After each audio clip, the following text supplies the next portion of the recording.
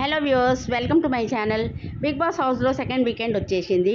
First వీకెండ్లో Nag sir వచ్చారు కానీ పెద్దగా కంటెస్టెంట్స్ మీద ఫైర్ కాలేదు.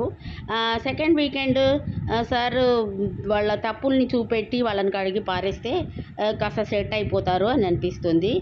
స్టేజ్ మీద బాగా సీరియస్గా వచ్చారు నాగ్ సార్.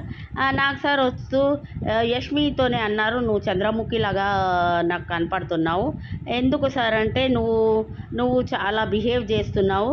నేను ఎవరన్నా హౌస్ మేట్ని అడుగుతాను దాని గురించి అని శేఖర్ భాషని అడగగా, శేఖర్ భాష అవును సార్, యష్మి చంద్రముఖి లాగే బిహేవ్ చేస్తుంది, నీళ్ళ పంపుల దగ్గర కొట్లాడే ఆడోళ్ళలాగా. తను అయితే నాగార్జున సార్ అంటారు, నువ్వు సంచాలకు కూడా ప్రాపర్గా డిసిషన్ తీసుకోలేదు. 250 గ్రామ్స్ మరమరాలు తెమ్మంటే మణికంఠ దగ్గరగా 290 తెచ్చాడు. నువ్వు ఎందుకు ఇవ్వలేదు? కాబట్టి నువ్వు ఫేవరెటిజం చూపెడుతున్నావా? నువ్వు సంచాలకుగా ఫెయిల్ అయ్యావు.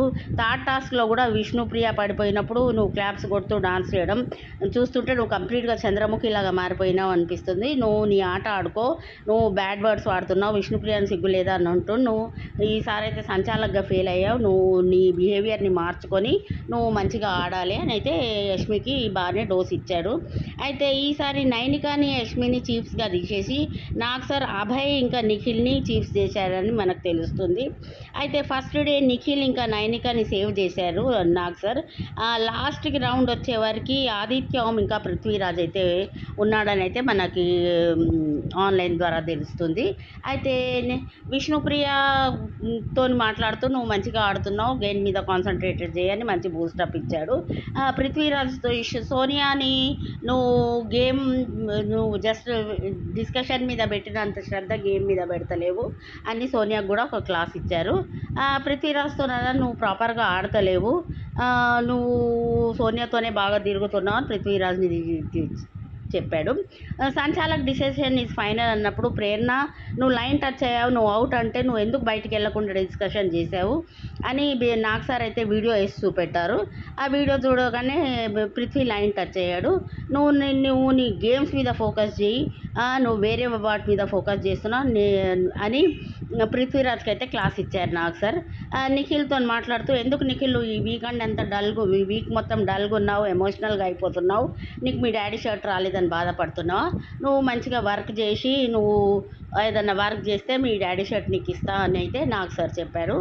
దాంతో అయితే నిఖిల్ చాలా హ్యాపీగా ఫీల్ అయ్యాడు, నేను ఎక్స్ట్రా వర్క్ చేస్తా సార్ అని చెప్పాడు. అయితే మణికంఠ దిక్కు తిరుగుతూ, మణికంఠ నువ్వు ఏంటి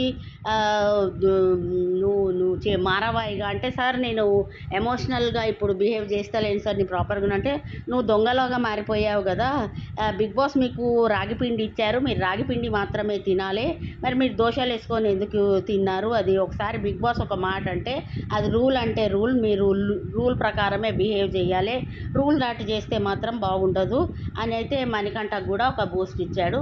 అయితే నీ సీతతో కూడా, సీత నువ్వు పాయింట్స్ బాగా పెడుతున్నావు, గేమ్ బాగా ఆడుతున్నావు, ఇంకా మంచిగా ఇదిగా అని అయితే చెప్పాడు. అయితే పృథ్వీ ఇంకా నిఖిల్ అయితే సోనియాతో తిరుగుడు అయితే చాలా చాలా ఇదిగా ఉంది. సోనియా అసలు తనకు ఒక డబల్ స్టాండర్డ్ మనిషి, నేను లేడీ పులి అని డిక్లేర్ చేసుకుంది. అయితే ఆమె ఏంటంటే ప్రతి విషయంలో విష్ణుప్రియని తప్పుపడుతుంది. విష్ణుప్రియకి చాలా పాపులారిటీ ఉంది, ఫ్యాన్ బేస్ ఉంది కాబట్టి విష్ణుప్రియని డిగ్రేడ్ చేస్తే సోషల్ మీడియాలో ఈమెకు ఫాలోయింగ్ పెరుగుతుందని అనుకుంటుంది. కానీ ప్రతిసారి విష్ణుప్రియని డిగ్రేడ్ చేసినప్పుడల్లా ప్రజలు చూస్తున్నారు, వాళ్ళకి అర్థమైపోతుంది ఈమె కావాలని విష్ణుప్రియని టార్గెట్ చేస్తుంది.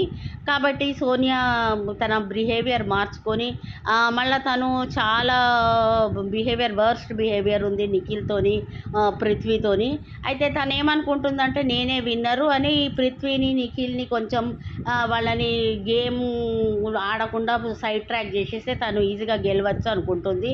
అయితే ఇద్దరు ముగ్గురు హౌస్ మేట్స్ శేఖర్ భాష కూడా స్ట్రాంగ్ అనగానే ఇక శేఖర్ భాషని కూడా బాగా ఇది చేస్తుంది, ఆయనని డిస్కరేజ్ చేస్తుంది, ఆయనను కూడా నానా మాటలు అంటుంది.